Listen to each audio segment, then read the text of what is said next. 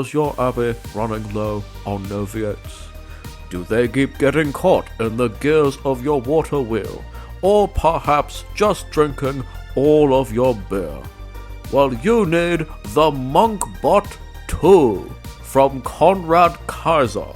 The new Monkbot 2 prays the rosary 3 times faster than your average monk, falls asleep in mass only 1/4 of the time, and it only needs 1 rind of cheese per day. But that's not all. The new model also comes with bug fixes, by which I mean that it is no longer filled with bugs. Just listen to these testimonials.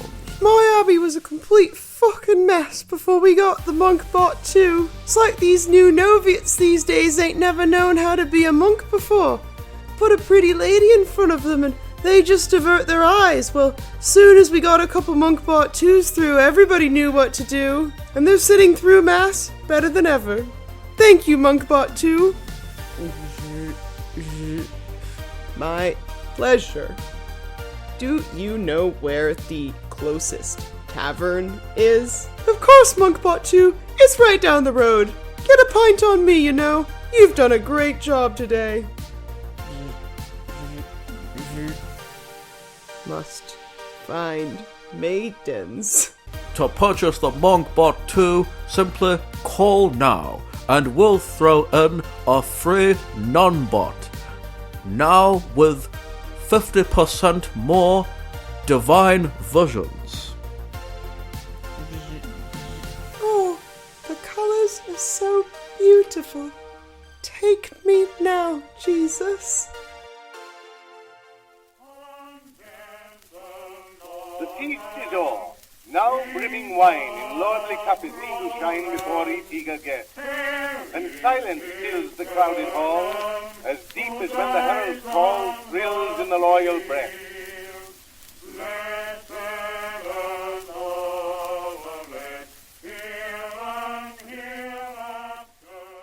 Welcome back to the Weird Medieval Guys podcast. I'm Olivia, and this is Aaron Tron 2000, a robot I built for the express purpose of providing a streamlined podcast experience. Good evening. Today on the Weird Medieval Guys podcast, we will be discussing medieval automata. There will be approximately 2.5 jokes every 10 minutes. I should say, the reason why he sounds different to how he normally sounds is because I spilled some cider on him this morning, and he's not been running the same ever since.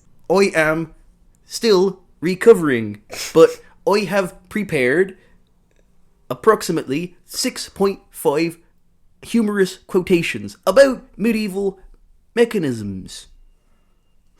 Thank you, Aaron Bot. Oh no, there he goes.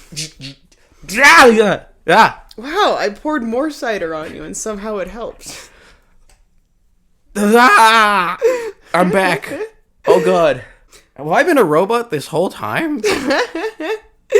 Well, some say the most sophisticated robots are indistinguishable to human beings. Oh god, I've been Blade Runnered? Have you Blade Runnered me? I did Blade Ran you, yeah. Is that Harrison Ford? Yeah. Oh shit, I gotta get out of here. You've seen that movie, right? Yeah. He's gonna shoot me and possibly sleep with me. In what order? I'm a robot, so I don't know if it matters. Yeah, that's fair, actually. And in this episode of the Weird Medieval Guys podcast, we are going to be talking all about robots, which medieval people had and used all the time. They loved robots. Yeah.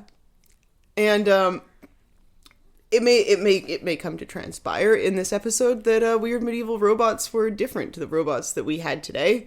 Maybe they used them for slightly different purposes. Maybe they had slightly different conceptions of what the role of mechanics were in creating a human experience and a human existence. Maybe they had different ideas to us about whether or not it's responsible or respectful to our own existence to try to create things that look like us, act like us, and do our work. Or maybe they thought the exact same thing that we do about all of it. You know what I love about this show? It's never topical. No. We're getting there. God.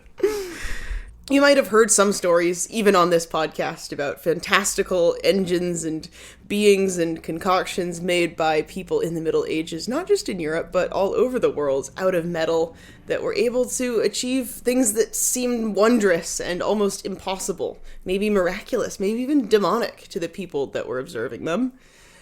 So our job for this podcast is to talk all about what the heck were these things, why were people so into them, what role did they play in medieval society, and what comparisons can we draw between those guys and our robots and the development of technology in general?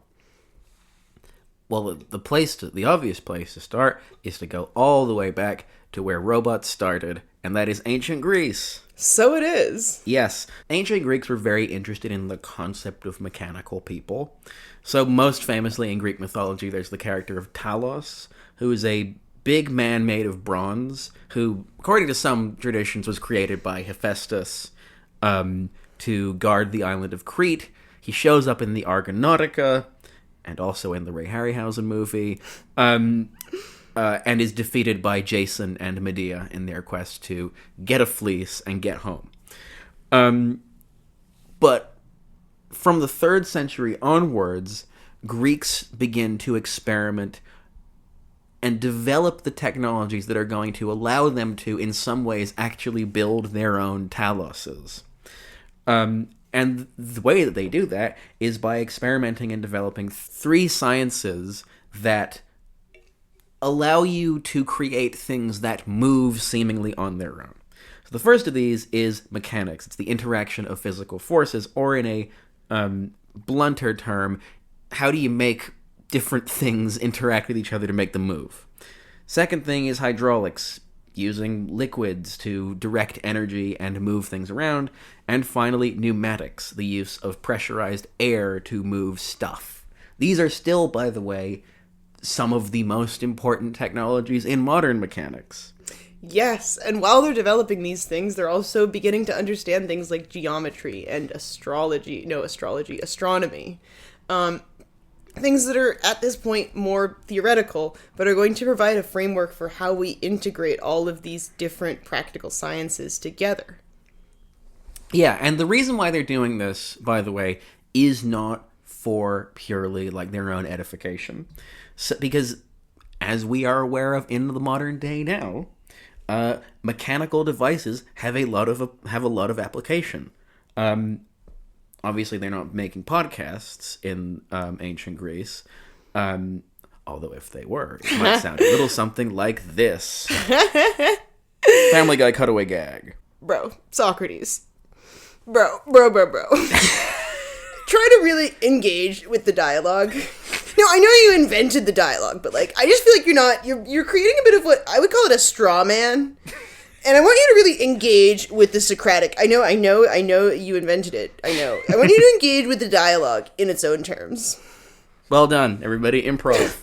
That's the best I can do. Comedy. That's pretty good. But they have practical applications. Basic, fantastic example of this is a water wheel. A water wheel takes the energy that is created when water flows, moves it somewhere else in the most basic terms possible. Usually to turn a big thing that cranks another bigger thing that makes a machine do something. Like, for example, grinding your corn. Yo, Socrates, bro. Just to take this back to the topic of maidens for a second. I was down at the Hippodrome and did you see Clytemnestra last night? Man, I would let her grind my corn. We should invent hydraulics. This is the point where I get distracted thinking about the fact that in Aldous Huxley's Brave New World, the word pneumatic means, like, voluptuous. We're not talking about, we mean the air thing. Wow. That's a good book. Have you never read it? No, I actually haven't. It's kind of depressing. It's very depressing. Yeah. Now, I want to stress, because it's very typical for people to talk about, oh yes, the ancient Greeks were doing this, and they invented modern bloody and science and bloody. They're not the only people who are doing this. Like, at the same time, basically the whole sort of like the Persians are doing very, very, very similar things. So like the Persians built something called the Shushtar hydraulic system, which is a gigantic sort of city-sized hydraulic network to irrigate a bunch of fields in the southern city of Shushtar, which supply water throughout the city. But the Greeks get all the credit in the subsequent centuries because pretty much all of our most influential texts about these sciences were written by Greeks in Greek.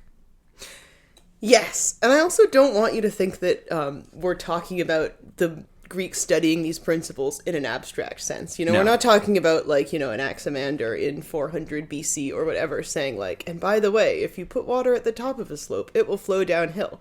We're talking about real, actual, quite complex practical applications for all of these things.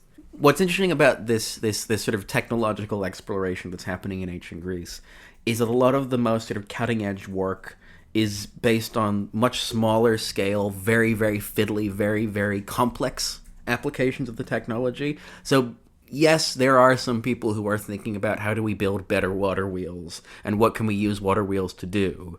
But all the sexy stuff that gets kind of remembered is the very finicky, very high-tech stuff, like building a mechanical servant who can pour your wine for you.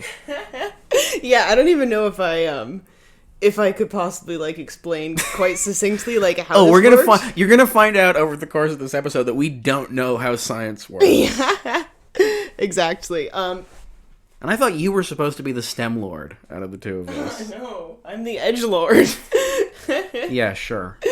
So it's a female-looking robot, of course. Nice. Bro. Interesting. Did you hear they just make maidens in factories now, bro? Bro, in the future they're just gonna make maidens in factories, and we won't have to put up with all this bullshit, bro. Oh, God!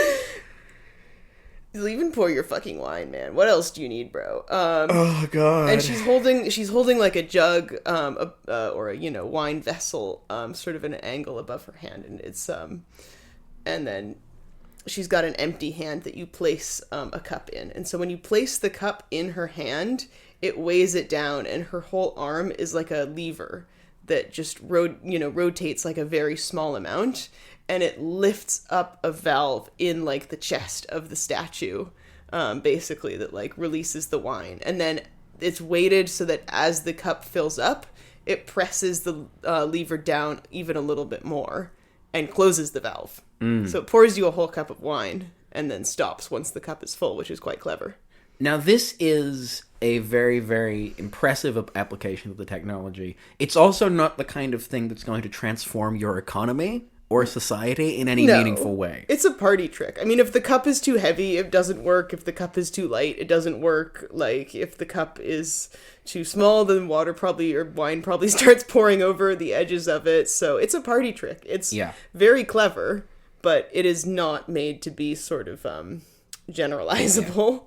Oh, and by the way, we should give credit where credit's due. This is something that was written about by Philo of Byzantium. Yes. The beautiful wine pouring servant lady. Yes, Philo, inventor of the pastry. Philo dough. Baklava. Nice.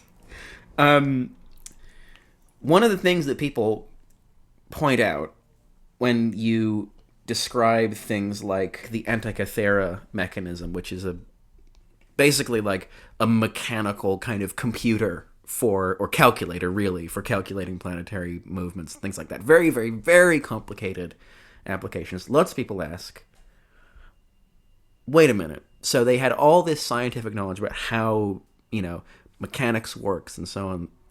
Why wasn't there an industrial revolution in the 3rd, 2nd century BC?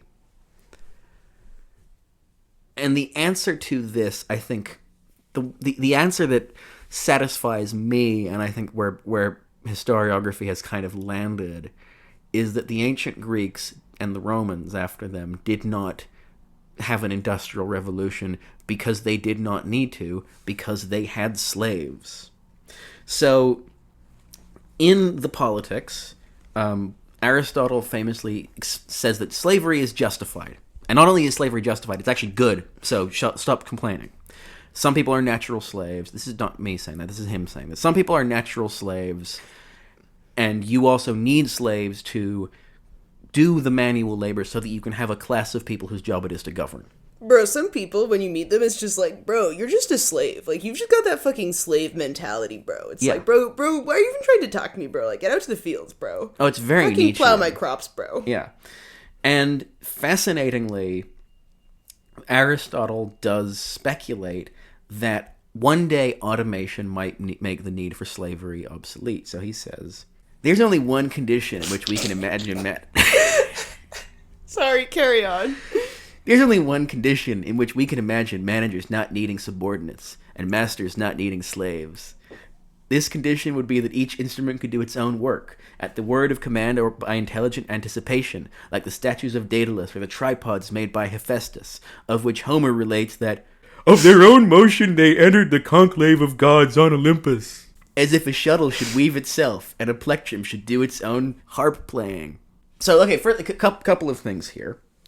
It's very, very, very interesting that right at the start of people even considering the idea of automation, that there is that people are already comparing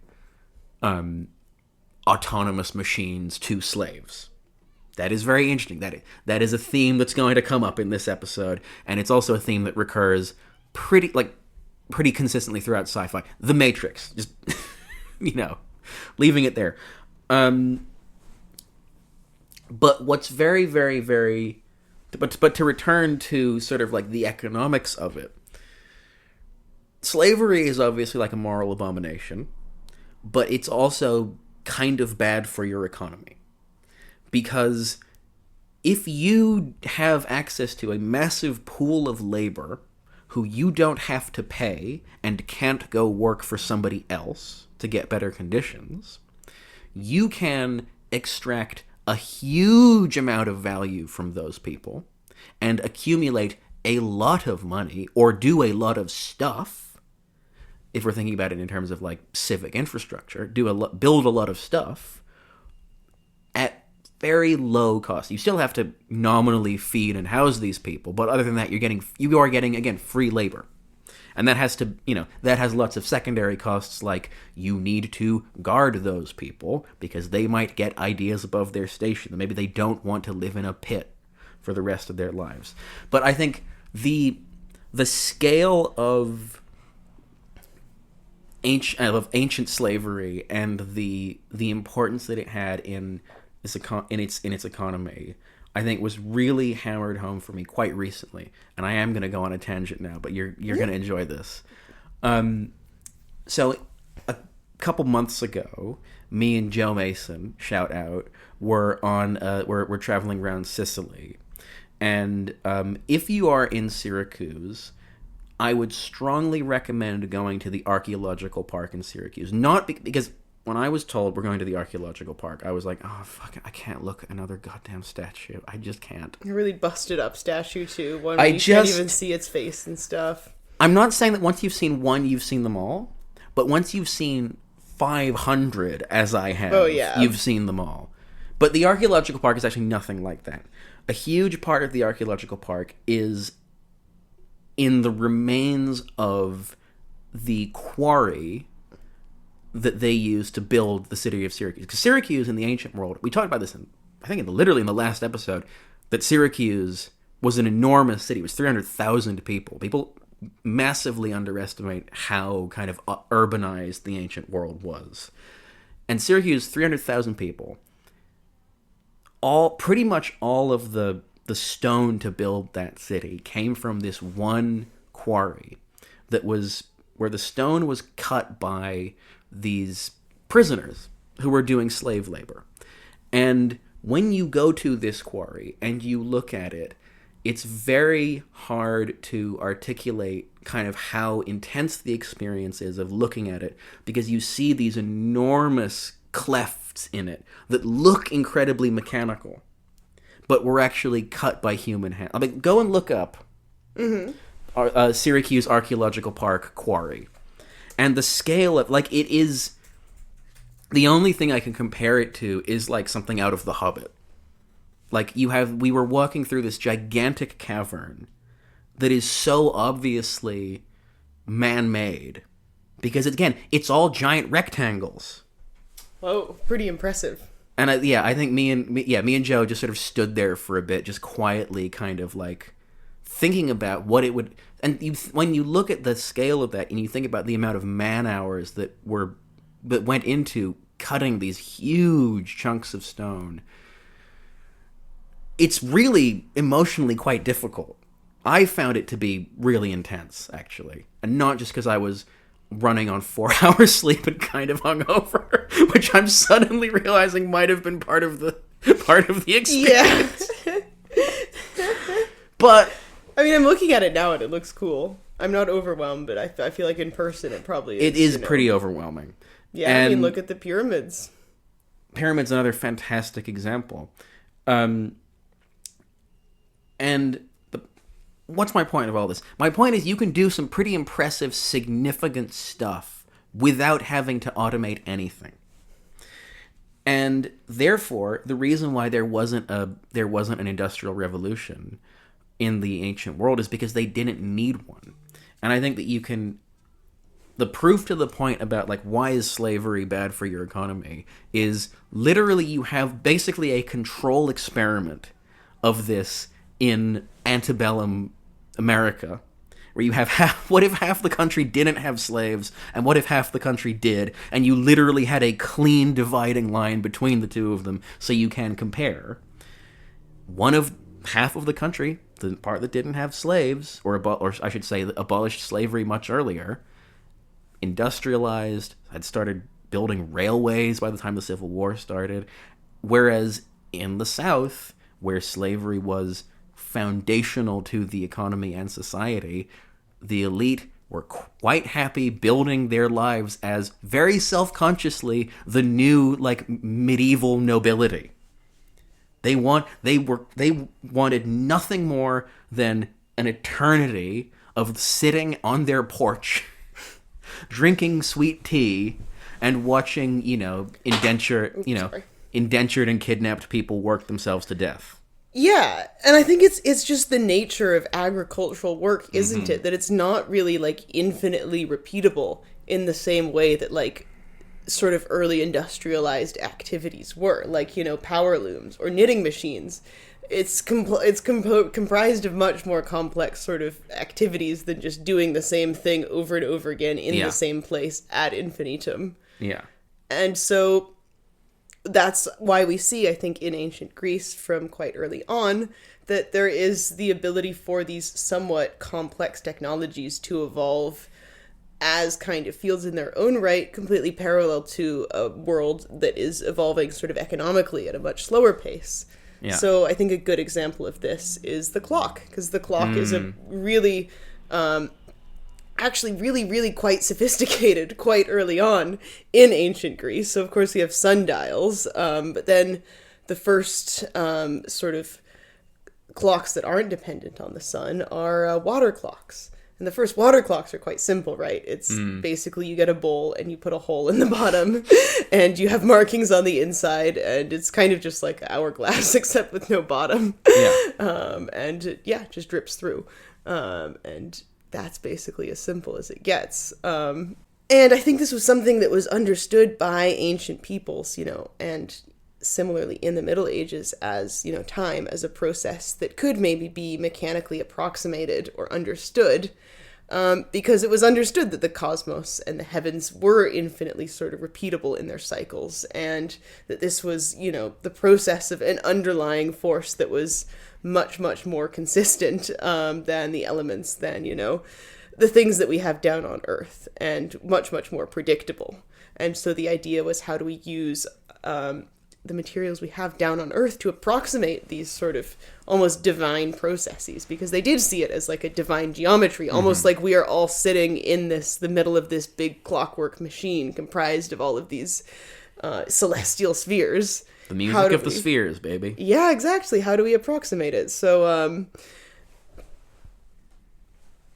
yeah, quite extensively. They refined these clocks in Greece, also in China as well, and began to incorporate like sounds that they make. Maybe they drip down into the bottom, a lower container, and when that container gets, heavier, it displaces a sphere that rolls down and rings a little bell or something. It's they're Rube Goldberg machines, basically. No, exactly. And so you have descriptions of things that sound like extremely complex, but really it is all just about like generating a simple motion at regular intervals, which can then be translated into maybe it pulls strings attached to the arms of a little puppet, and that guy raises his arms and, does that once an hour. And it's, pretty simple to do this quite sort of approximately. But these early clocks and most early machines as well, it should be said, were, as I sort of alluded to with the wine pour, not that technologically impressive and also not that consistent. So we did have like remarkably complex ways of trying to regulate, like the flow of air and the flow of water in a lot of these machines. We had, for instance, systems that, made sure that like the water in a tank was continually kept at like a certain level so the pressure would stay consistent, stuff like that. But it's still really, really difficult to get water to drip through a hole at a perfectly constant rate such that it rings a little bell exactly every 60 minutes or something, especially when there aren't a lot of other really good clocks to go off of. So we see these like mechanisms evolving that are, triggered by the action of the clock, but we still are very much in this space of trying to get towards something that's much, much more reliable.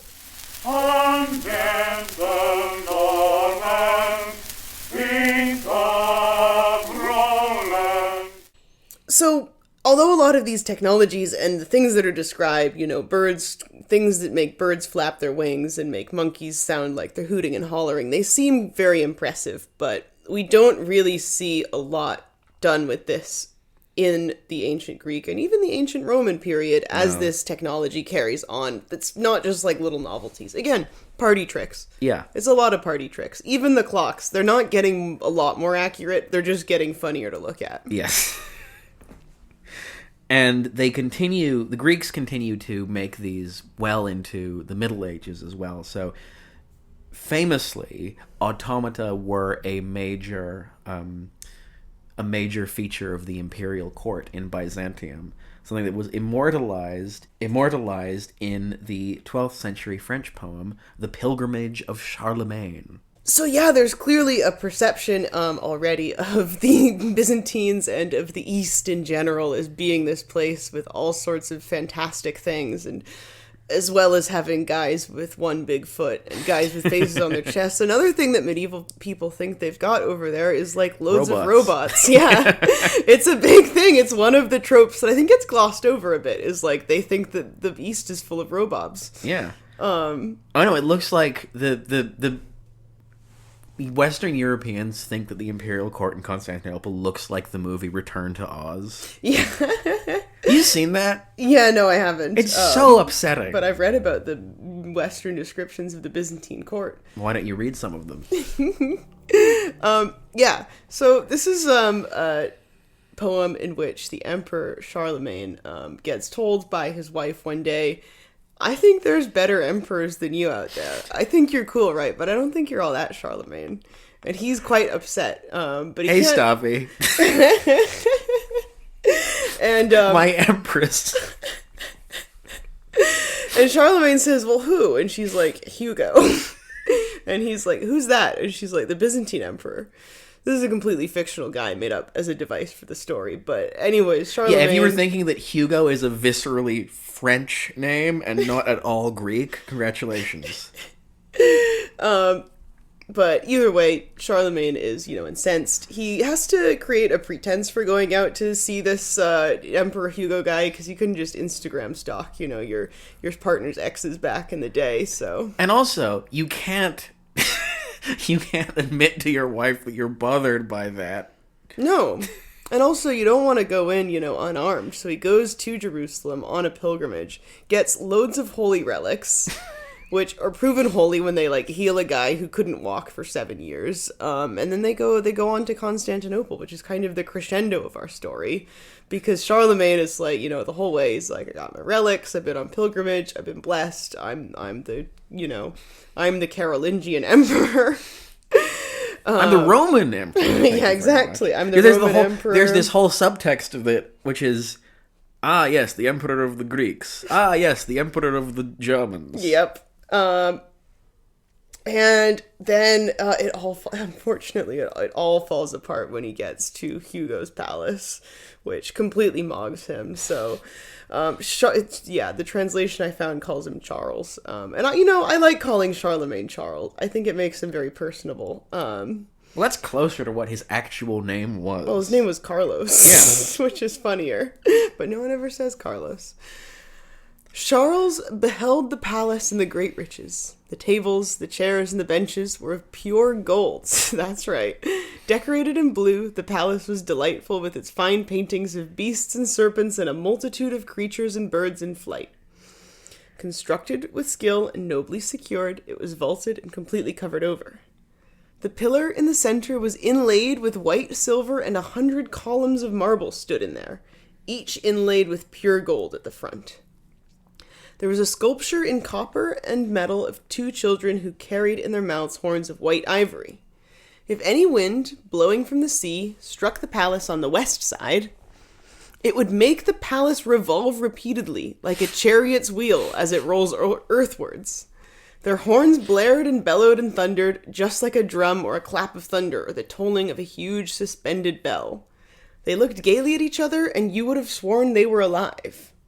Charles beheld the palace and the great riches, no longer caring one jot for his own possessions, and recalling his wife, whom he had threatened so much. He's like, oh shit.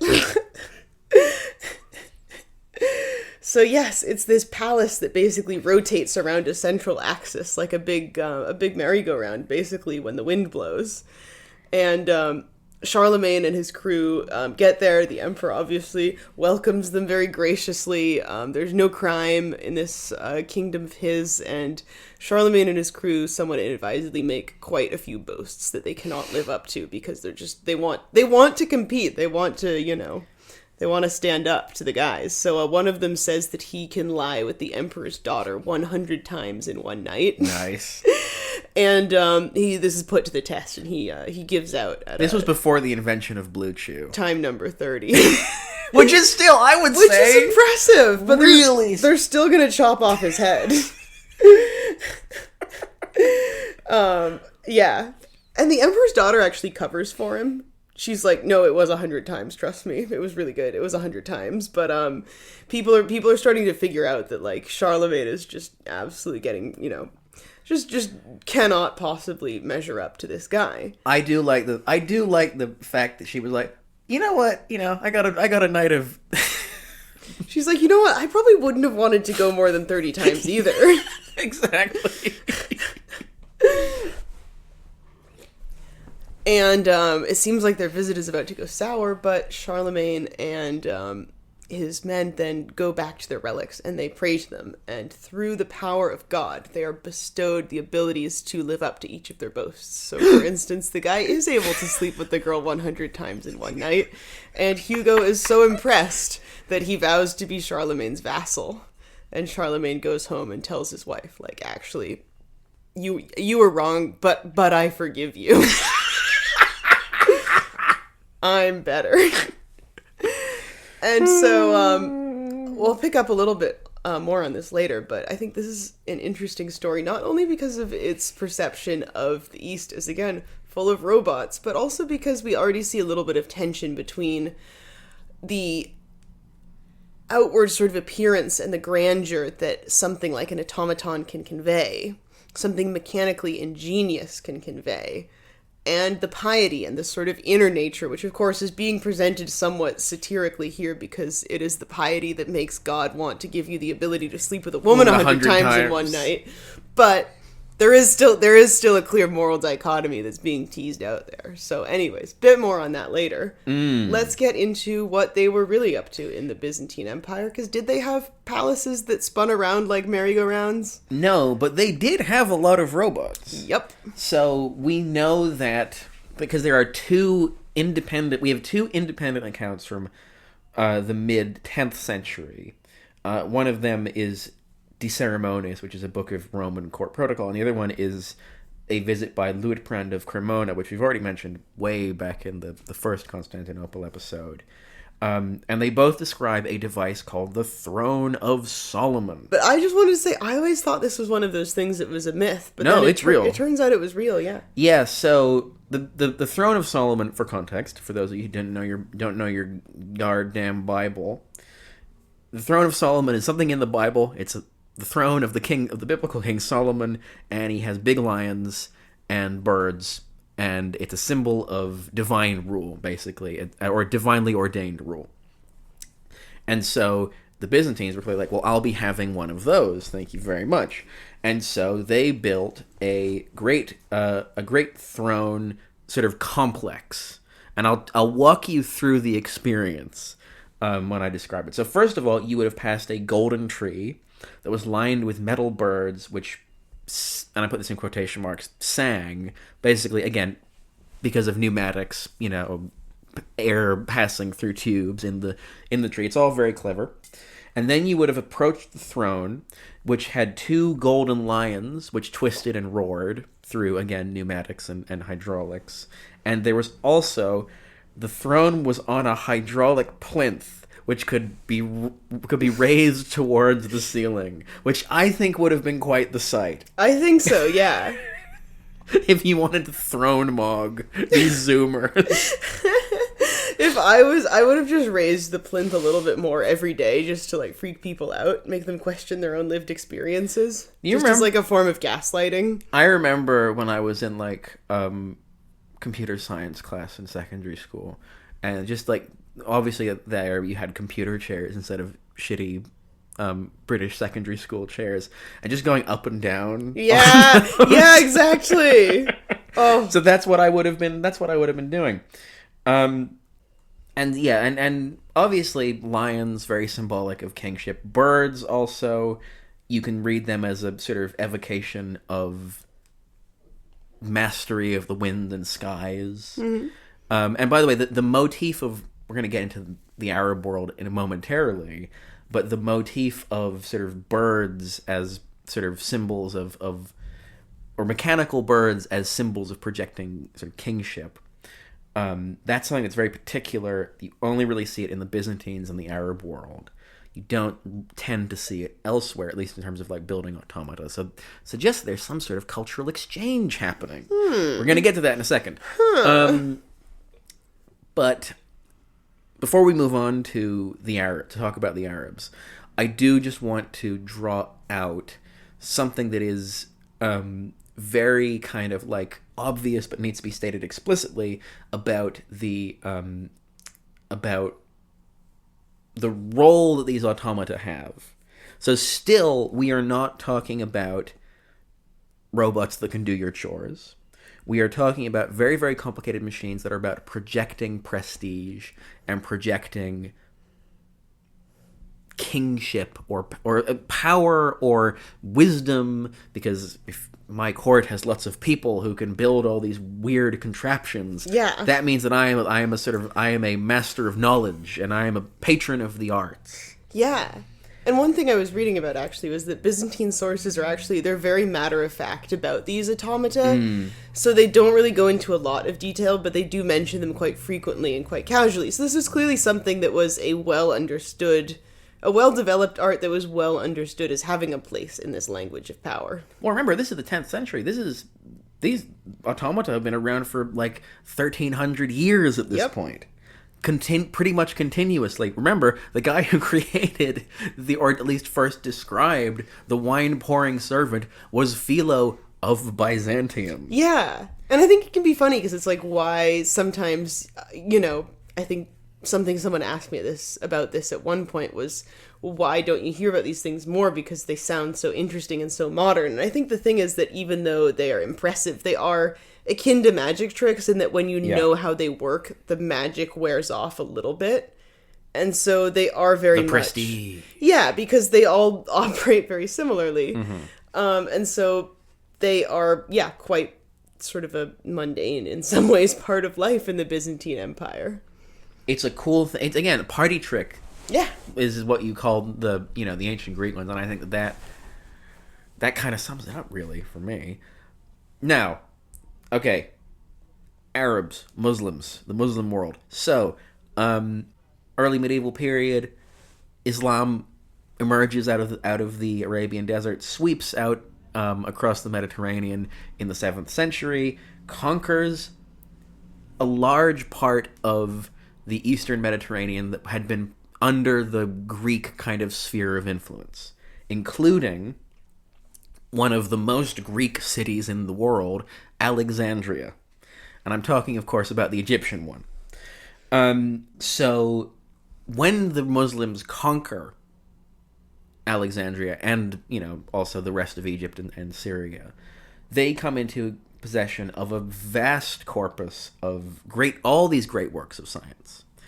And the caliphs in the Abbasid Caliphate sponsor and have this enormous project of basically translating all of these scientific works from Greek into Arabic and Persian. They set up this whole institution called the House of Wisdom in Baghdad, where all their greatest minds are going to look at the kind of at science as it has basically come to understand the totality of science up to this point, and then try and improve on it. And what's interesting about so you see, suddenly the Muslim world gets very into robots. And what's interesting is the Muslim world continues to use robots in much the same way as the Greeks have been, which is projecting power and communicating symbolically. Basically, making cool stuff. So one of the most important early texts about medieval mechanics or one of the most important early Arabic texts about medieval mechanics and science is a book called The Book of Ingenious Devices by the Banu Musa brothers. Yes! Which is, by the way, there's 3 brothers in... I just love the image of these 3 brothers putting together the book of cool shit. Yeah, exactly, yeah. So this includes descriptions and illustrations for a bunch of complicated automata, including robotic flute player, known as the instrument that plays by itself. So it produces different sounds by using small variations in air and water pressure through a system of conical valves. And there are pins on this rotating drum which open basically the holes of the flute. So you are technically programming this thing to play a tune. And again, this works on water filling a reservoir. Basically, you gradually fill a reservoir with water, which forces the air out of it and up into the body of the flute. Does that make sense? Yeah. At all? But the most famous and the most influential Islamic automata maker is probably a guy called Ismail al-Jazari, who is a 12th century engineer from modern-day Iraq. Now, he wrote The Book of Knowledge of Ingenious Mechanical Devices. There it is. Which describes over 50 different kinds of automata. And the grandest of these is something called the elephant clock. And this is an enormous water clock shaped like an elephant with a howdah on its back. I'm going to encourage people to Google elephant clock and just sort of bask in this. In fact, I'll do you one better. Go on YouTube and look up a video of it striking. Oh yeah, because they made one. Yeah, There's they have one of them in several Dubai. reproductions. Yeah, in a there's mall. one in Dubai. There's a couple others. Anyone theoretically could make one. You could make one if you're listening to this. Please make an elephant clock. And And send mail it to it me. to Weird Medieval Guys. Just kidding, you're never getting my address. DM me for Aaron's address. But yeah, I think it's worth saying that the mechanism is quite simple. It basically has to do with water dripping. Oh no, it has to do with a bowl that has a little hole in it that's put in like a big bucket of water, and like as the bowl slowly fills up from the bottom and sinks, it like basically pulls a chain that like activates this again Rube Goldberg-esque series of events that involve a serpent, rearing its head back, and elephants, doing things and stuff. So You know what it reminds me of? It reminds me of that absolutely mad clock in the National Museum of Scotland. Oh, yeah. Which, by the way, the if you've Alistair never seen Gray-esque that, one, yeah, it's amazing. it's pretty cool. It's incredible. Go look up just go search Weird Clock, National Museum of Scotland, Edinburgh. So I'm saying, it truly is like a mechanical version of like the Garden of Earthly Delights. it's pretty cool. It's pretty great. So yeah, before say the 11th century or so, the automaton is very much seen as the domain of the East, and it's quite unfamiliar in Europe. But we see this slowly start to change even before then. So one of the first automata or complex machines that is introduced to Europe from the East is all the way back in 807 AD, and it's a gift from the Abbasid Caliphate Harun al-Rashid to Charlemagne, and it's recorded in the Royal Frankish Annals, so Charlemagne's court records, which say the presence of the Persian king consisted, besides of many precious silken robes, of perfumes, ointments, and balsam, also of a brass clock, a marvelous mechanical contraption in which the course of the 12 hours moved according to a water clock, with as many brazen little balls which fall down on the hour, and through their fall made a cymbal ring underneath. On this clock there were also 12 horsemen, who at the end of each hour stepped out of 12 windows, closing the previous open windows by their movements. There were also many other things on this clock, which are too numerous to describe now. I've given up.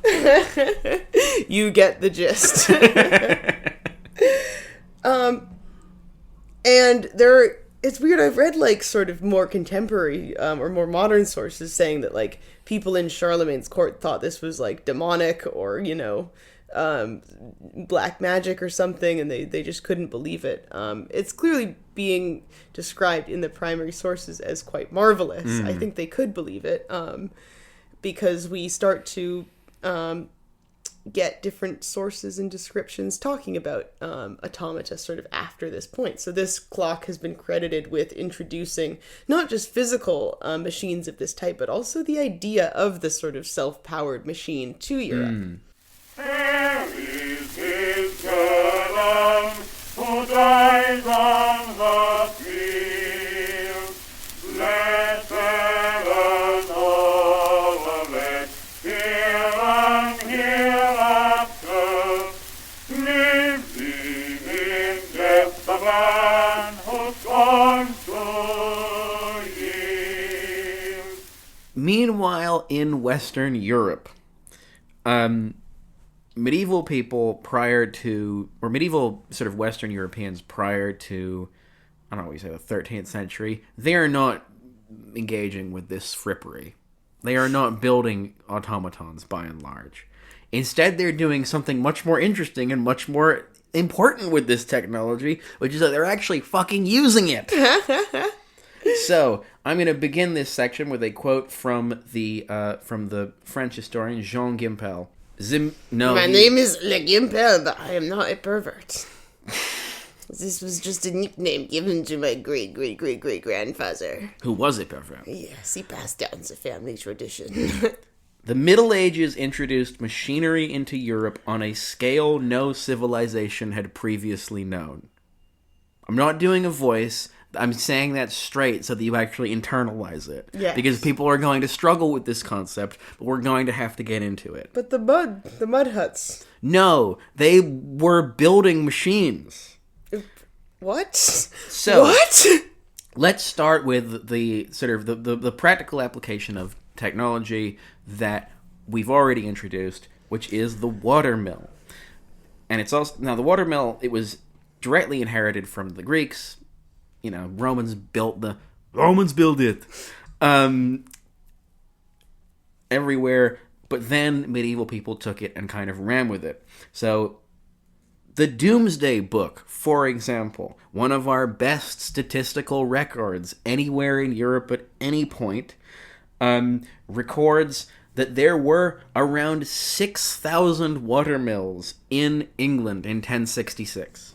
There's a lot of water. Be a shame not to use it. Well, genuinely, one of the reasons why people think watermills took off in the way that, in a way they didn't in the sort of Eastern Mediterranean, is that rivers in England, because it rains so much, have much less variation in how high their waters are.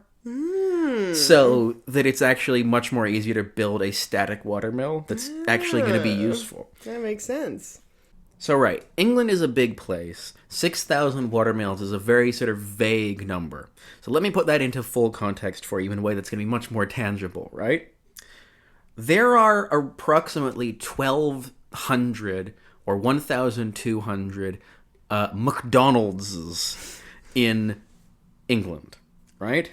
Whoa, really? Only that many? Yeah, That's which crazy. means that there were approximately 4 times as many watermills in 1066 as there are McDonald's now. Think about how often you just see McDonald's, Yeah, fuck. and then quadruple that, and then think that the number of McDonald's, the number of mills only increased from there, because you see, over the course of the Middle Ages, the numbers of mills go up dramatically. Well, because it's quite economical, right? Once you've got the mill, it literally runs itself. Yeah, and it prints money as Yeah. well. So, for example, the river Rovec in France, which feeds into the Seine, had 2 mills in the 10th century, 4 in the 11th century, and 10 in the 13th century. You imagine that, like, again, that's over the course of centuries, but it's borderline exponential, right? And there were lots and lots of... This was not one technology either. There were lots and lots of variations on this. So you had standard watermills that would have been recognizable to somebody in ancient Greece, but you also had tidal mills in coastal areas that would convert the energy of the tides. In Germany, they specialized in building the ship mills, Yeah. which were big floating, like moored boats, basically, that had mills in the middle of them. And so that meant that you could have a continuous supply of energy no matter what the water level was. It's kind of genius. Yeah. And they were also built into the fabric of most cities. So the Grand Pont over the Seine in Paris had these enormous great water wheels that were chained to in between its arches, so that you could have in the center of the city you could have a limitless supply of renewable energy that you could use for mostly grinding corn. And one of the groups in society who were the most enthusiastic adopters of this automation were actually monks. And part of the reason why we think this is because, we have to adjust for the fact that monks were more likely to write stuff down, so we have better records of what monasteries were using this technology for than basically anybody else in the world. But, that being said, the Cistercian order of monks, they had some kind of watermill in basically every single one of their outposts, and they used their hydropower for... This is a non-comprehensive list, and not every monastery would have done this. It would have not every monastery would have done all this. It depended on what resources they had available to them. They would have used it for crushing grain and olives, tanning, fulling cloth, shaping iron with hammer forges, and powering bellows to heat the vats that you use to brew beer, because as we all know, monks loved brewing beer. And by the way, you want to know one of the first places to use like automated hydropower to sort of shape metal? Oberpfalz in Germany. Ooh, the Germans. The Germans, They're very industrious. they We yearn invented for this machine that makes it all more efficient. We yearn for the factory. Oh God. And you know the abbot who first introduced that? No. Johannes Volkswagen. Yo! That's not true. That's a Günther joke. Adidas. Oh, and by the way, in by the 13th century, there were paper mills. Yes, at Because first paper- in Italy, then all over the place. Yeah. Yeah, you gotta pound that shit. Yeah. And I've went to a mill. It was a windmill, admittedly, not a water mill. We're getting to windmills, don't worry. Okay. But carry on. I went to a mill in the Netherlands, where it was really interesting. They had all of these different, like, mechanisms that you could engage and disengage. So it was like, you could engage the, like, grinding mechanism and it would start rolling a big stone around, but then if they like pulled something out and engaged something else in the gearwork, I don't understand how this worked, it would activate like a giant hammer that would start pounding like seeds to extract oil. And so they used this mill for like 3 or 4 different purposes, and it was literally as simple as like just pressing a switch basically to turn it into grain grinding mode or whatever. I mean, it's amazing. I genuinely, I was saying, I WhatsApped this to you earlier this week, but I did get kind of emotional reading about all of these kind of different applications because, and I know that's the darkest thing I've ever said, but I find it very moving that this is the biggest technological jump since the invention of agriculture, and it is being masterminded by a bunch of cloistered monks and illiterate farmers. Yeah. And I find that very moving. It is. It's amazing. I don't know if you've ever been inside a mill while it's like active and working, but like I have it sick. it's kind of terrifying. I was gonna say it's kind of terrifying and kind of religious because Yeah. they're like a real historical mill is like this wooden structure in it that just the extent to which like they shake with the power of like their own activity. It's like, you know, just nature's materials kind of like straining against themselves. It's so, I don't know. It is kind of overwhelming, actually. Yeah. I'm completely with you. It's amazing. And also, by the way, I already kind of spoiled this already, but you know, the other technology that medieval people invent entirely on their own, they don't need the ancient Greeks for this, is wind power. Because windmills were invented in the Middle Ages, seemingly independently in Persia and in Western Europe. The Persians first came up with it first, but the version that they came up with is very different from windmills we have today. Because we imagine the windmill we have today like a central. It's a horizontal, basically, the fans. Yeah. But the Persian one, it was a vertical fan. Same principle, which is about it's turning an axle. Yeah. But slightly different technology, probably emerged entirely independently of one another.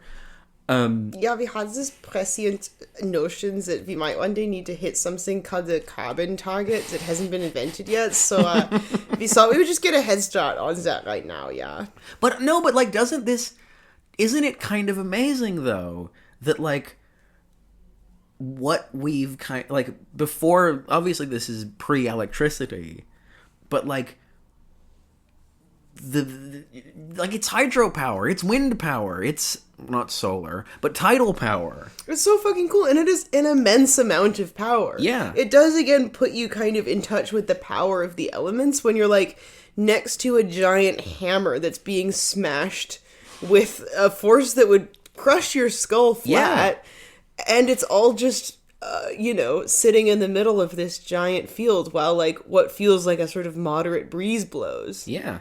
And I think, by the way, one of the reasons why we don't think about the Middle Ages as a mechanical, like, age, even though it is the most it was up to that point, it was the most mechanical period in human history up to that point, is because it does not jive with the kind of, like, low fantasy version of the Middle Ages we have in our heads.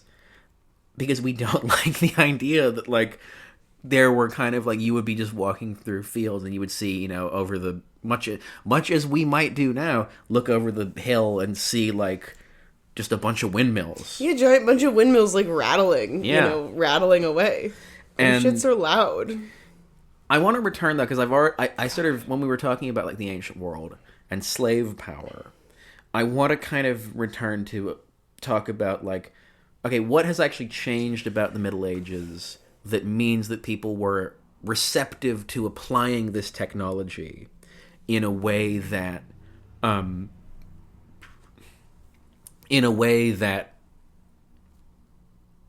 was labor saving. And I think there are a couple of reasons for that. Number one, I think my pet theory is that monks are kind of the ideal people to get into mechanization. Yeah. Because what are they? They're, number one, they are communities that are meant to be self-sufficient, so can't rely on the labor of others. And they usually kind of need to fund their activities by, selling some of their stuff for surplus. So you can't be purely kind of reliant on your own graft. And the other thing about them is that they are huge nerds. Yeah. Which means that they're reading a lot, and also they feel like they have better things to do than work in fields. Yes. Well, this is because they also had the Lay brothers for a lot of the Middle Ages, who were just like the normal guys who I think would have to still take vows of chastity and then do like hard labor, but didn't get to like learn how to read, which kind of sucks. But I think they would get like good rent, so I think it was probably worth it. And also the vows of chastity. I mean, well, yeah, who's obeying the vows of chastity? And then the other thing is, I think that the other difference is that I want to caveat this hugely. I am not saying that Christians did not have slaves. There were slaves in Anglo-Saxon England. Since the Middle Ages, there have been plenty of European and Christian societies who have been very enthusiastic about the idea of slavery, obviously. But medieval Western Europe generally had fewer slaves than either, the early modern period, or than the societies around them. So there's an absolutely enormous market for slaves in the Middle East. And then in sort of Northern and Eastern Europe, the Vikings are running just a pretty horrifying slave network. Yeah. Whereas Western Europe is generally moving away from that. Like, I mean, the Normans, when they come in, they abolish slavery. I mean, they replace it with serfdom, which is not, from a human rights point of view, is not better, but it is economically different. Yeah. In a way that is pretty important, which is that you can't sell these people. Yes. They're tied to the land. No, exactly. So, Go ahead. And it does kind of abolish the, like, differing, legal treatment. In not in that, like, you had as much rights as a serf as anyone else, but, like, you couldn't just get, like, murdered. And then your murderer would have to, like, pay a little bit of money to your landlord. Like, killing you was a crime because you were dead. Not because you were depriving. Yeah. Not just because you were depriving someone else of your labor. Well, exactly. You were a second-class citizen, but you were not property. You were a human being. Yeah. I mean, it wasn't a great existence, but... This is my life. I am a man. No, yeah, but I think it's last episode we talked about, like, urbanization and the massively transformative effect that had on society. And I think it's no surprise that this real proliferation of mills and, like, the existence of the first windmill comes about in the 12th century when people are getting urbanized. And yeah, as you say, not everyone is, like, making their own bread anymore. Also, now there are, like, people in the cities who need bread. Well, there's the other reason why sort of mechanization kicks off is because landlords realize that it's a new way to extract rent from people. Oh, yeah. Where lots of landlords, because, as a mill is a stationary economic object, you can... It's very easy, which means it's very easy to get money out of it. Oh, yeah. Which is to say that if you mandate that everybody has to grind their corn at the mill, and, they have to pay a nominal fee to maintain the upkeep, of course. Oh, of course. This mill doesn't just run itself. Exactly. You think the wind is free? Well, the wind is free, but rope and, and wood and stone isn't. I'm not defending medieval landlords. No, I mean, it's all fun and games to, like, one of your gears breaks, and then it's like, oh, crap. Someone's got to deal with this. Is it going to be you peasants, or is it going to be me? Exactly. So but this can lead to social conflict. So in the mid-13th century, the abbot of St. Albans, who's a major kind of landowner in southern England, orders all of his tenants to bring their cloth and corn to the mill to be fulled or to be ground. Don't mix up the two. Oh fuck, they fold my corn and they ground my cloth. I'm ruined. So, and many of his tenants were like, no, and I'm going to keep grinding my corn at home for free. We've had I have 2 rocks in my house. that I Exactly. use. Passed down to me by my great-grandfather. And so, in 1274, the abbot sends men round to, basically check if anybody's been hiding any illegally fulled cloth and confiscate it. Oi, mate, you got a license for that cloth. Exactly. So the tenants, first of all, they resist physically by, getting the bill hooks out and so on. But As was traditional. then they hear that the Queen Eleanor, is on her way to the county anyway, so they decide to make representations. Wait, representations? It's like, well, she'll try and get her to hear their case. Oh, I see, yeah. And so they have a foolproof plan, which is they say, we're going to get the women of the parish to speak to her because, and I quote, since it is hard satisfactorily to calm the anger of women. They're so real for that.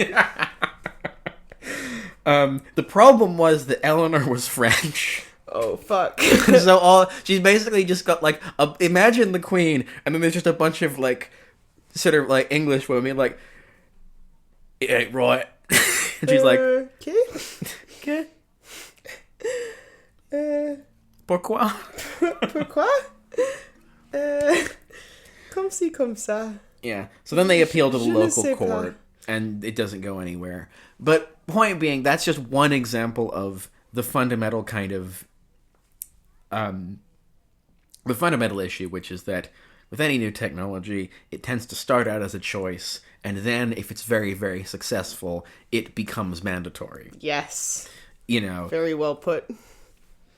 Take it digitalization, for example. Interacting with the government through the internet is very convenient, but if you don't have a great internet connection or don't know how to use a computer, and then a company or a government decides that they're only going to provide that service to you digitally because it's more convenient, you're fucked. Yep. And I want to come back to what you mentioned about urbanization, because the mills were part of the urban fabric, and they were a communal good, basically. I mean, we've kind of, talked about them as a way of extracting rents out of people, but they were also part of the public infrastructure. And they became sort of major gathering places in major cities, like in Paris, where apparently... Say it. Well, yes. Say it. So basically, a lot of people would queue outside of the mill to get their corn, ground, and that would make them social gathering places, and that would attract... Was there other kinds of grinding going on, or just grain? Well, maybe not on site, but there were ladies of the night who were known to frequent those queues and, try and get a bit of custom. Yeah, and the leader of the Order of Cistercians tried to get the mills banned for that reason. It's like they're encouraging bad behavior. Well, guess what? That's not how technology works. It's here now. Yeah, that's a good one. Ban the mills. Jackass. I'll get my hole no matter what. Absolutely. So, I can't high five you. Just imagine that I'm high fiving. Yeah, consider me high fived. Yeah. Gradually, though, as you would kind of expect from these technologies being more and more a part of people's everyday lives, we start to see something that we didn't see earlier in the Middle Ages in Western Europe, which is this sort of Byzantine, Islamic style, like ostentatious robots as a way of projecting power. Oh, and also, by the way, the Khan got into it. We talked about it previously, but the silver tree of Karakorum. The Mongol Khan, that is. Yes, the Mongol Khans got into it. They built a big silver tree in Karakorum that poured different kinds of alcohol that represented the different nations of the empire. Yes. And you know who built it? A Parisian man. A French guy. Named Yes. Matthew? No. Named Guillaume? Yeah. Yes. Named Guillaume. Yes. It's always a guy. Listen, in the Middle Ages, if you ever are taking like an exam about the Middle Ages and they say, well, who was this? Just say Guillaume. It usually comes back to someone named Guillaume. Guillaume is emblematic of a wider kind of transition in Northern Europe towards the production of these elaborate automata. Yes, because things that we don't think of specifically as automata, like fountains and music boxes and clocks to an extent, are also being developed, in Europe as in Asia. And, of course, there's also everything we've discussed with mechanization of agriculture and other processes. But then we do have sort of automata in the sense that they're being used in the East, in the Byzantine Empire, and by the Muslims. They also make their way over to Europe eventually. So we should say that the word automaton is not a medieval one at all. It's strictly a kind of contemporary term, or strictly a modern term that's been retroactively applied. So they would be more likely to call them things like images, so images, or engins, which is like ingenuities, sort of a relative of the English word, genius. And engine. Yes, exactly. And so the first documentations of these being built in Europe are at the end of the 13th century at a castle in northern France called Esdin, or Esdan, or I don't know how you pronounce French. Why do I even try? Sadly, this castle was destroyed in the 16th century by, guess? The English. The English! So we'll never Yay. get to see any of the many automata that it was like the Duke of Anjou or something. I don't remember, commissioned for this castle, which included, among other things, statues that spout water, funhouse mirrors, a device that when its ring is pulled covers the victim with soot or flour, a machine that whacks people on the head when they walk through a doorway, a room that creates artificial weather, including rain, lightning, and thunder and snow, a wooden hermit that speaks, a place where a victim, presumably wet from the rain, might take shelter, but when they do, drops a sack of feathers onto them. A bridge designed to fail and drop people into the water below. Pipes that squirt water from below, specifically designed according to their records from this era for, quote, wetting the ladies. Ooh. Ooh. Pipes that throw flour. Are we sure that's what they meant by that? Because I can think of other applications. Pipes that throw flour at people. A window designed so that if the victim tries to open it, an automaton appears, sprays the victim with water, and then slams the window shut. That would get me. That's a good bit. A book of ballads on a desk rigged so that anyone who sits down to try to read it is sprayed with soot or water. I'm sensing a theme. A mirror that invites you to look in it if you want to see what you would look like, covered in flour.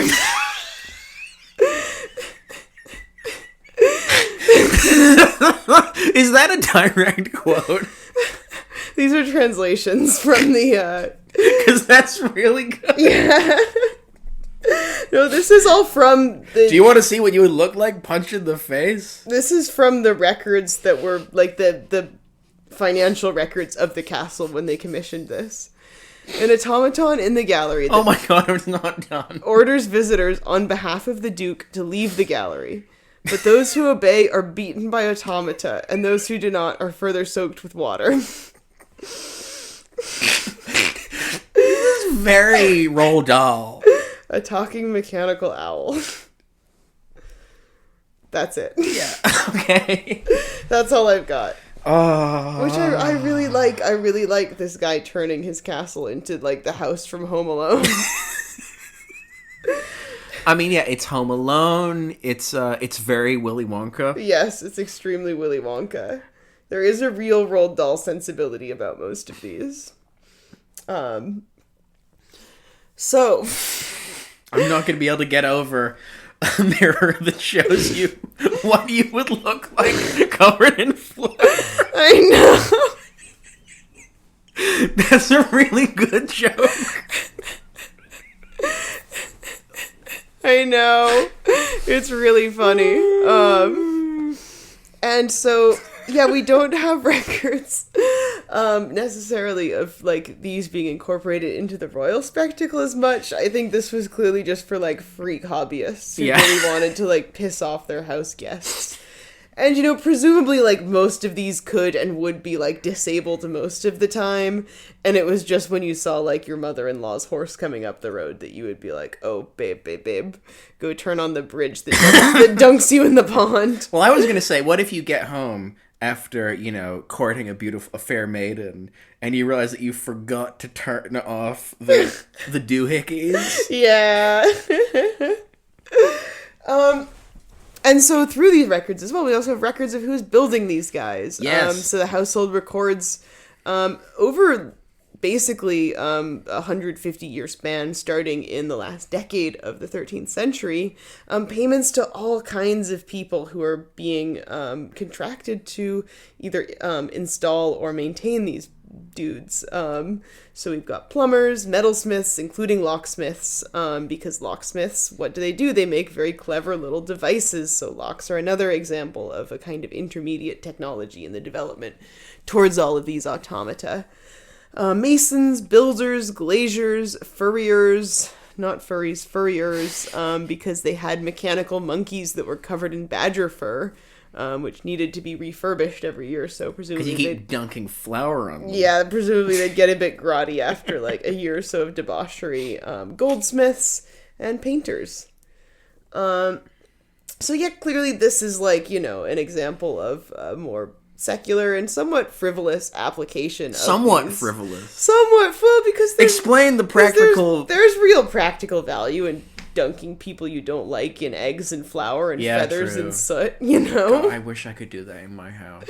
Oh man, I know. There have been some evenings.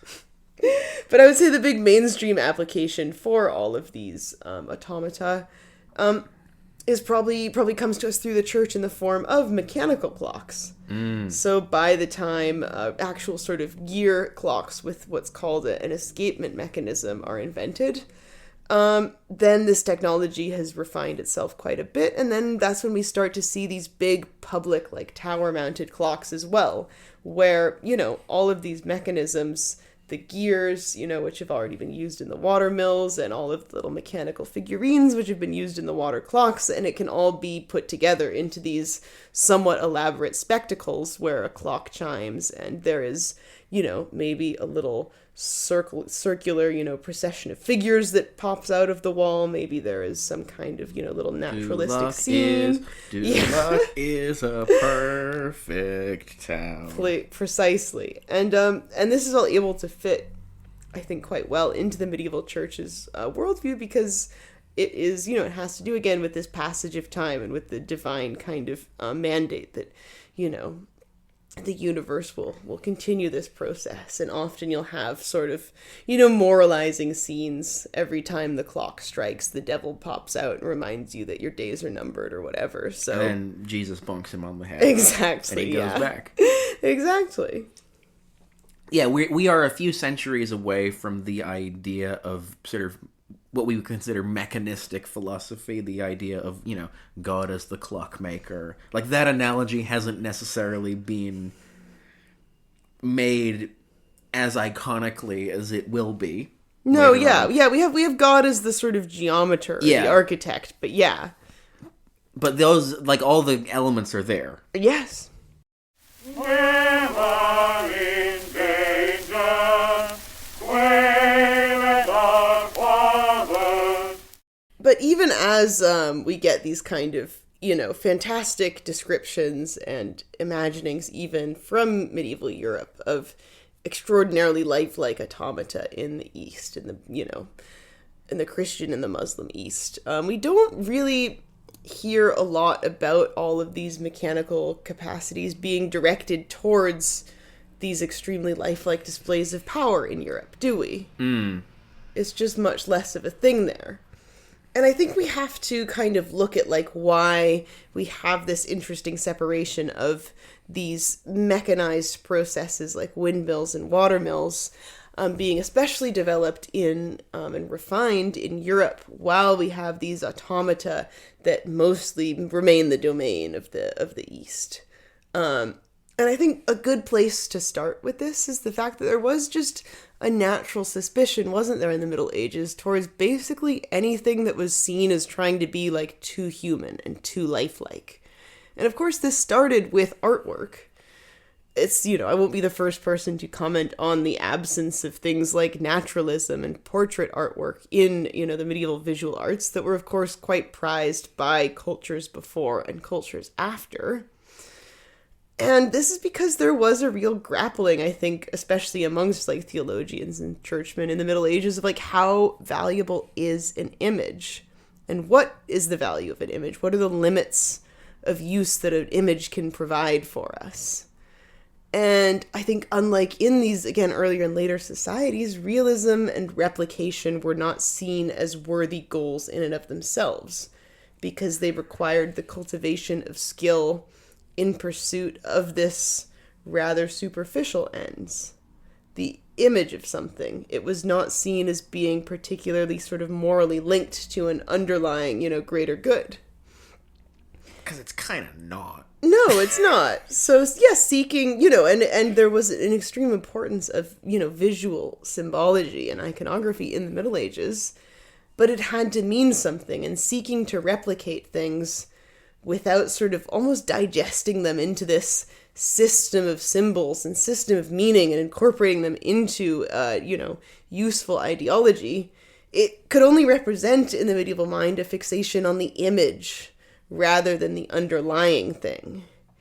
And so when you do this, when you try to create something that looks perfectly lifelike, or paint an image of a man who just looks so handsome he could pop right out of the painting, then you're being misled to ignore the underlying nature of the thing.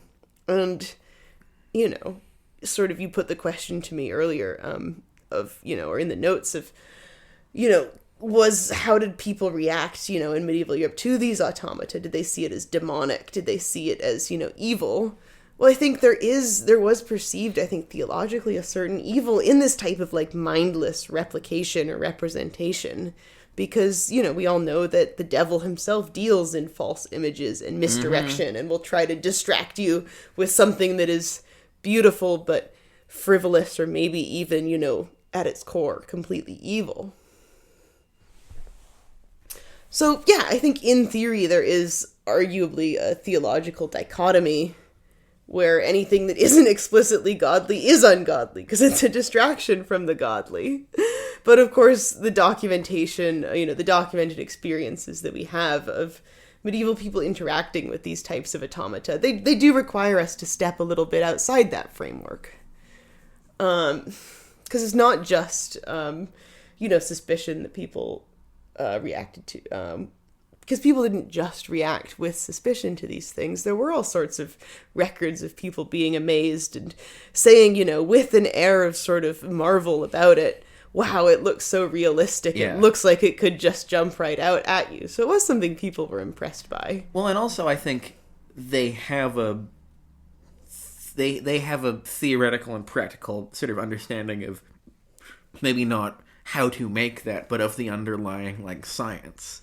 Where you might be like, how the fuck is that monkey moving? Oh, it's like the water wheel that is, 2 miles from my front door that I go to once a month. Yeah. It's just that, but little. That's fine. Yeah, and I think you make a really good point there, because it does also come down to kind of, a combination of practical and theoretical enjoyment and understanding.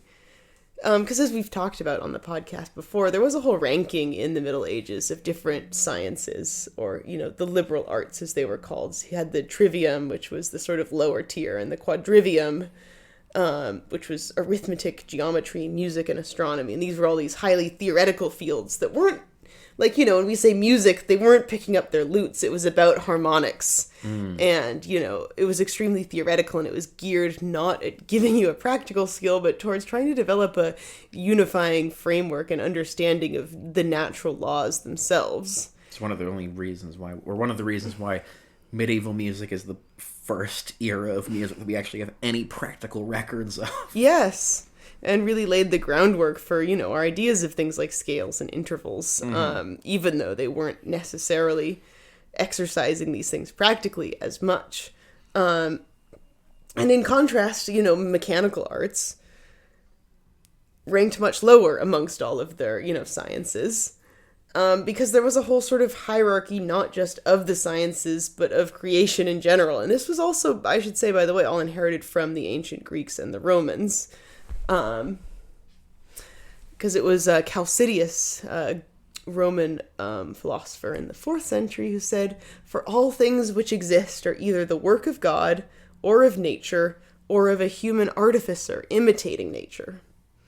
So everything is either divine, or it is, nature working sort of on God's behalf, or, and that's what the quadrivium is geared towards understanding. And then there is the lowest tier, which is human artifice imitating nature. Now, can you guess which of these categories an automaton would fall into? I mean, it's human artifice. Exactly. So there's a great book called Medieval Robots by Dr. Ellie Truitt, which I was reading, and she sums this up sort of quite succinctly by saying, "Thus, God is eternal and created nature. Nature, in return, is responsible for creating all temporal things."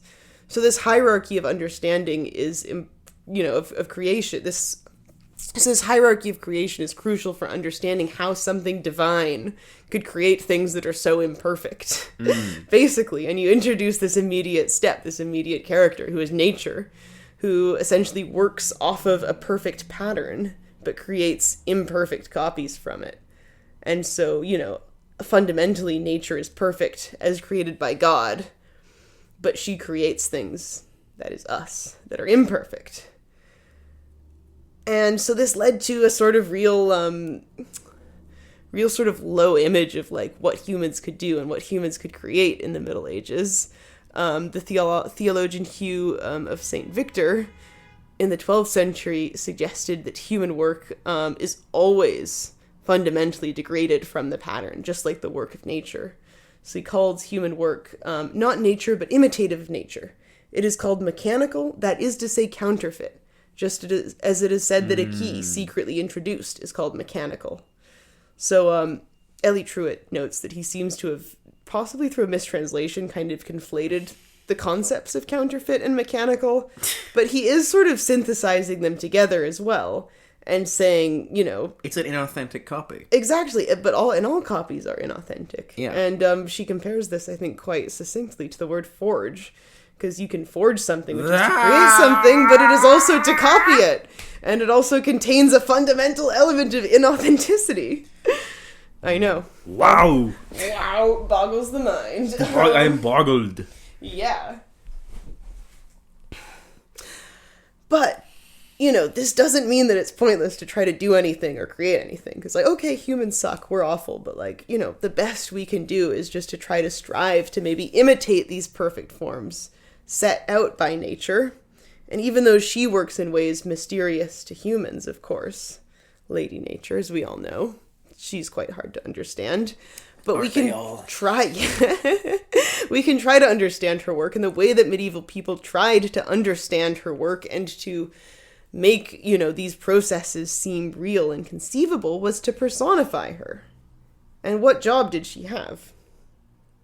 Lady Nature in her personification. I actually don't know. She's a blacksmith. Oh my god, She a woman forges. in STEM. Yeah. Or sometimes she is a coiner and she mints coins. Wow. But she is almost always a metal worker. Interesting. And I don't think that's a coincidence because, while the human arts are by nature imperfect and temporal, metals were seen as somewhat more essential, especially, and we hear all the time about automata made out of gold and silver, which were Talos. seen... Yeah, exactly, which were seen as the most fundamental and essential metals. And when something metallic is well crafted, it has the power to outlive its creator. Mm-hmm. So maybe in creating, these metal representations, it was felt like people were trying to, people felt like they were trying to bring themselves maybe a little bit closer to the divine. Because remember, what is one of the qualities of divinity, as opposed to sort of the temporal world, it is this idea of permanence. Yes. Temporal things are impermanent. Things that are more permanent are less temporal and more godly. And so I want to return to this word, engin or engine or whatever that was used in French to refer to these devices, because it had very much this dual sense in Old French, that it could mean sort of sly or crafty, but it also could mean ingenious. And often the language for referring to these, mechanical creations did very much encapsulate aspects of both, deception and ingenuity. And so there's a very fine line that these automata walk, I think, in the medieval mind, where they are very, very clever, but something that is too clever or perceives itself as too clever can just as easily be, cross the boundary into deceptiveness. And all the science fiction fans just sat up. Because we as humans are fundamentally imperfect. And so how perfect and how useful, or, how perfect and how infallible can something that we create be? And so you see this in Frankenstein. Yes. 100%. Sorry, I just had to get that out. It's the most obvious point. No, you're right. And I think you see this in a lot of medieval discourse around different sciences, like astrology. So astrology was very popular in the Middle Ages, and even though it was practiced in this way a lot in the Middle Ages, the church really officially always took the stance that you should never use astrology to predict the future. Because you can't do that, because you're not smart enough, and because you think you understand the universe, and you think you understand nature, but you absolutely don't, and you're trying to step beyond the boundaries of what has been naturally given to humans, you can really only overstep your way into just complete, deception of yourself and complete disregarding of your own nature. They spent so much time wondering if they could. They never stopped to ask if they should. Exactly. And so you also do get quite a few descriptions in the Middle Ages of people, either real or fabular, who maybe have sort of crossed this boundary into what could really be described as like mad science, I think. So Pope Sylvester II, I believe, really quickly, because of a sort of hit piece written by William of Malmesbury, became cast as like a kind of proto-Dr. Frankenstein type. One of the things that he allegedly makes is like a mechanical brass human head that answers any question truthfully, but can only answer with yes or no. And so it's very much portrayed as this sort of bind, in that he has created something that operates according to sort of a fixed set of logical principles, but will often manage to fail its user simply by being, simply by the user's own bias or the user's own biased input. That is the most Isaac Asimov shit I've ever heard. It's really good. Okay, do you want to pick up from here? Pick up with what? Talking about the sort of sci-fi aspect. That's a pretty... I was trying to line you up for that there. That's really good. The mad science stuff. Yeah. Sorry, I hope that stuff was all right. That was amazing. That's fantastic. And I think, we're in the home stretch now. Yeah. Then we'll get some nice din-dins. Yes. Okay, what do you want to... When it comes to sci-fi stuff, what do you want to talk about? Because I can just monologue, and I don't think I should. I mean, I think we should talk about, what it means to transgress the boundaries of what it means to be human, and how, I guess, in the Middle Ages, that was, something where there was a strict sort of social... I am listening, I just need to get a thing up. No, it's all good. There's a strict sort of social and, religious code against that, because we've been ordained our place, and I guess, as we industrialize, we felt like, maybe let's return to this idea of transgressing the boundaries of what it means to be human, and became sort of re-obsessed with this concept. Okay, yes. Okay, so much of science fiction, modern science fiction, is the moral of the story is don't do that. Yep. It's the classic, the Twitter joke that gets circulated for some reason more and more of the torment nexus. Yeah. Like, we created this thing as a parable about don't build this. Yep.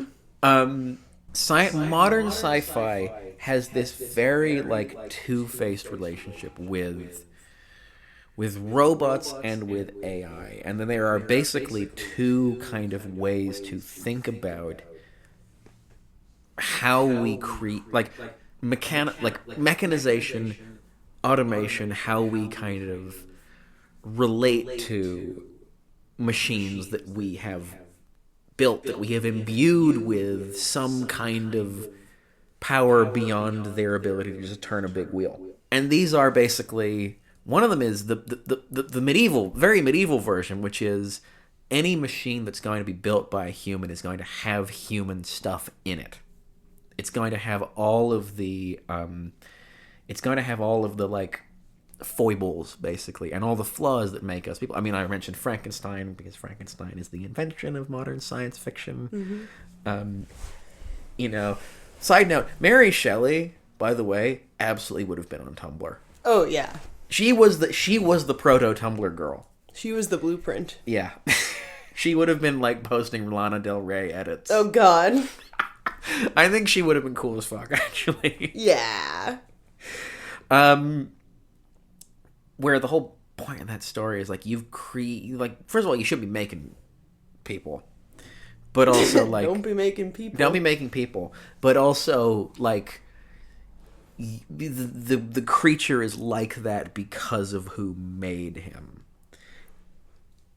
And then there's the kind of the poptimist kind of version of how do you relate to robots, which is like, no, because they're intentionally designed, you can make them better than us. And this is an idea that would have been fundamentally alien to a medieval worldview. I'm thinking of things like Ian M. Banks' The Culture series, where you have a sort of, yes, it's an anarcho-communist society, basically, where political power doesn't really exist in the way that it does for our society, but to the extent that it does exist, it is held by these sort of like godlike machines called the minds that control the spaceships. And every single work of science fiction that deals with artificiality and artificial intelligence sits on that spectrum. Sometimes a lot of the time the sort of the moral of the story can be you shouldn't build that, but also the creature or the machine is sympathetic. Yes.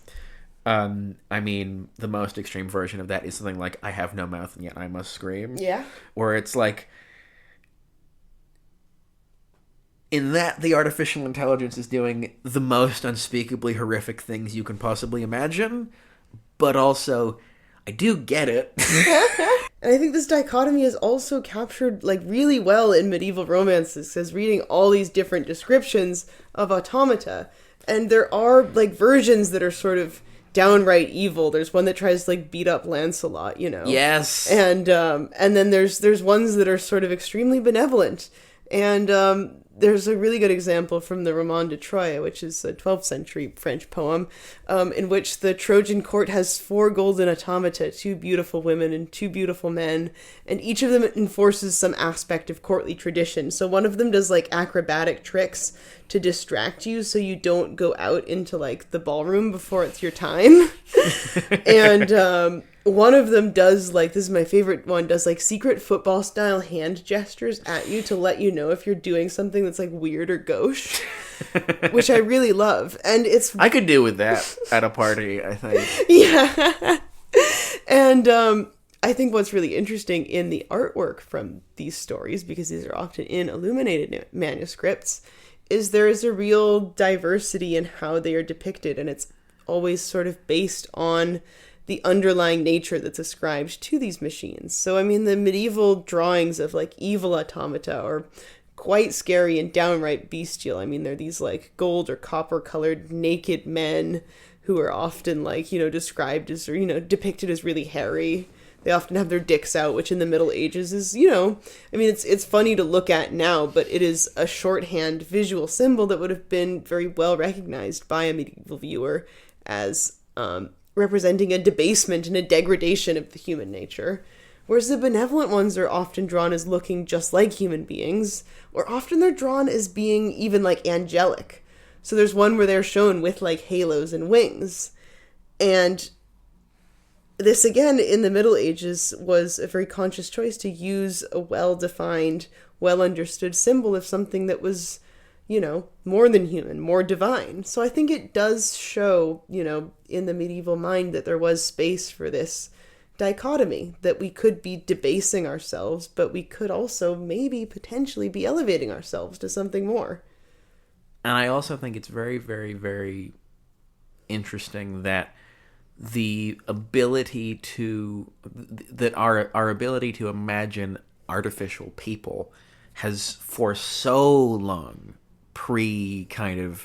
prefigured our ability to actually make them. Like what we have right now, large language models, is not artificial intelligence in the way that we're talking about right now, where it's something that has personhood. It's something that is good at approximating a certain aspect of life, right?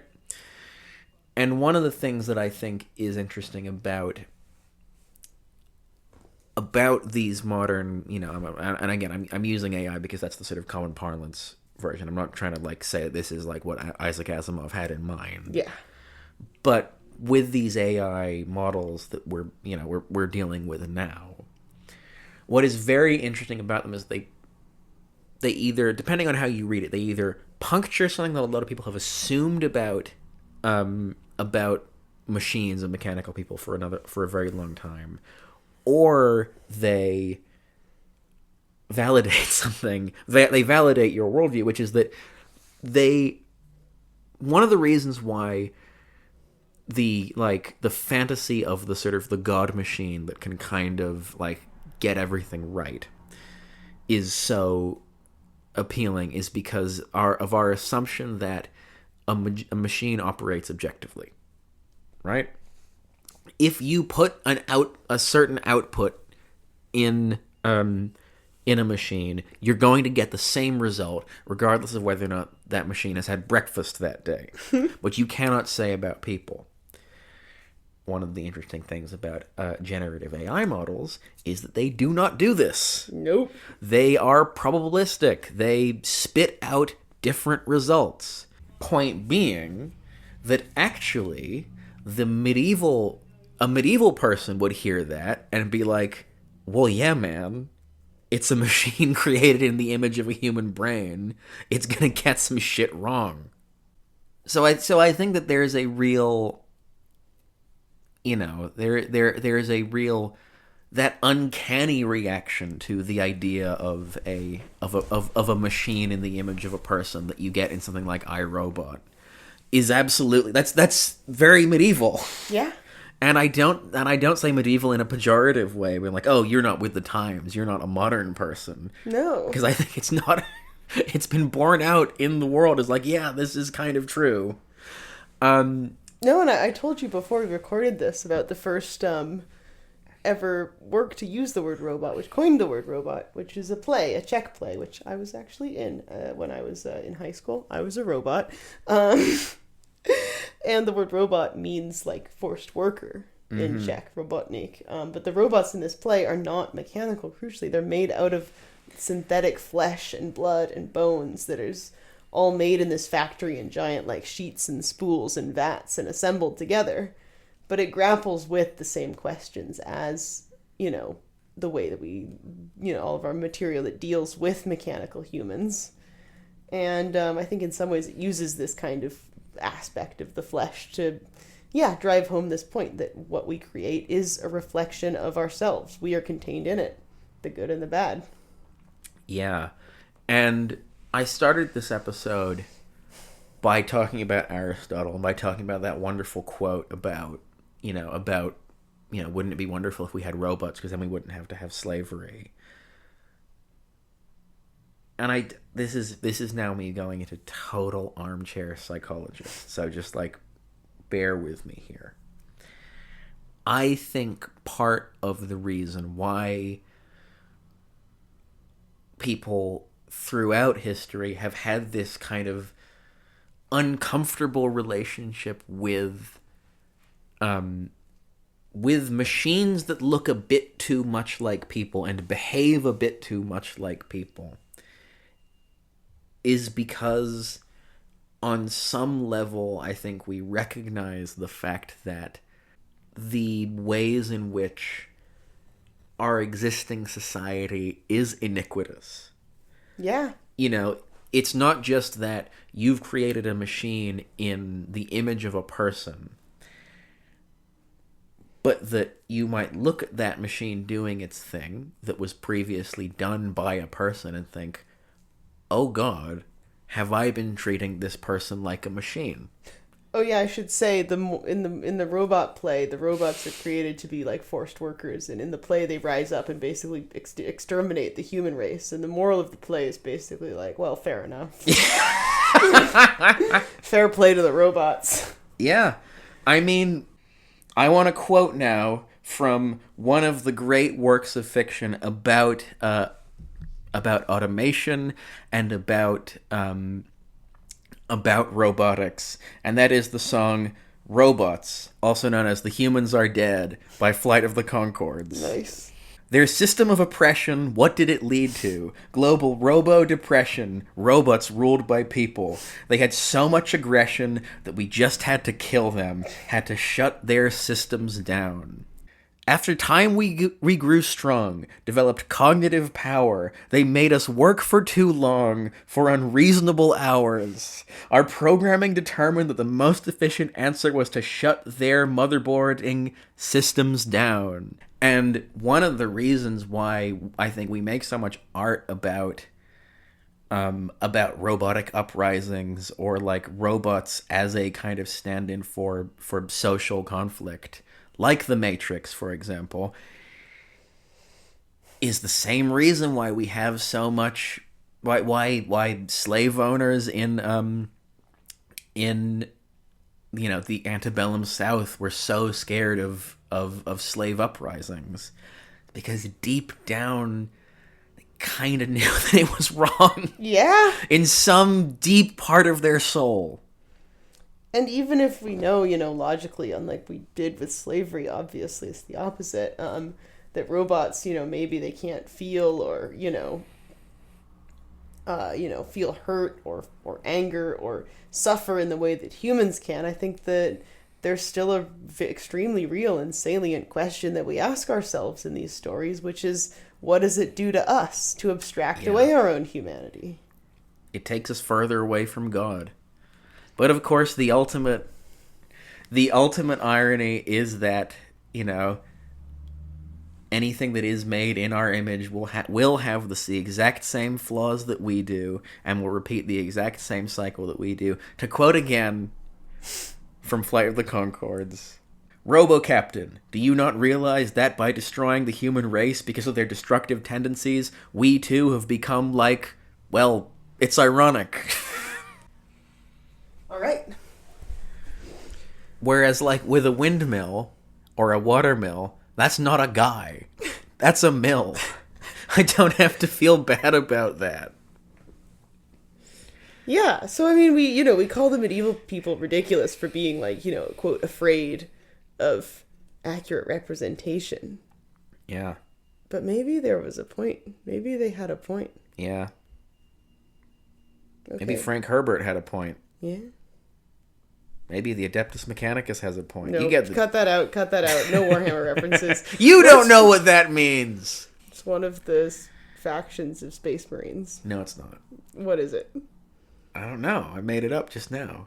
Sure you did. Yeah. Free hands and goddess, make salt and renown. Let us then through ourselves worthy of Roland. Well, that's just about going to do us for another episode of the Weird Medieval Guys podcast. If you liked this podcast, please do leave us a 5-star review, and Olivia will read it out. If you like this podcast, leave us a 5-star review, and if you like, you can leave a Spotify comment, and Olivia might read it out on the podcast. Olivia, do you have a comment to read to us? Hey, it is a Warhammer thing, you fucking liar. I do not lie. I am an objective machine. Daisy, Daisy, give me your answer. Thanks to B, who says... That was a really informed science fiction reference, you fucker. The Adeptus Mechanicus? No! The fucking song! That's 2001 A Space Odyssey. Okay. Thanks to B, who says, I come for the weird guys, stay for the Germany slander. Actually, it's not slander if it's true. Get him. Get in, lads. And thanks to Emma, who says, often I've considered the merits of a drinking game to follow this podcast, but have struggled to determine what would be the best instigator. Perhaps whenever a beautiful maiden enters the narrative, or Oops. Aaron really nails an accent. Yeah. Whenever Olivia says, yeah. Drop in the comments what your ideal Weird Medieval Guys podcast drinking game would be, and, who knows? Whenever I say the We should words, listen- the interesting thing about that is... Yeah, no, we should listen one back point that, to one of our own episodes and, like, do a live stream drinking game. Oh, on it. That'd God. be good. I hope you've got enough buzzballs. Yes. There's I've not just enough been, like- buzzballs in Britain to survive that. By the way, we wanted to thank you guys so much for selling out our first ever live event, which is the Weird Medieval Guys pub quiz coming up next month. We meant to announce it on here, but we had to literally cut out the announcement because the live event sold out within 5 hours of us releasing tickets. Which was very disorienting and we didn't expect it. Yes, but very gratifying. So again, thank you for that. And we do hope to do more live events very, very soon, including something much more in line with the structure and format of this podcast. So please do stay tuned and let us know what cities we should come to. Maybe we'll come Yes, to your drop city. them below. Yeah. Preferably the least convenient ones possible. Thank you. Yes. All Perth, right. Western Australia. We'll be there. Alrighty. Sao Paulo. Alrighty. Bye-bye. Crivy Rig. Okay.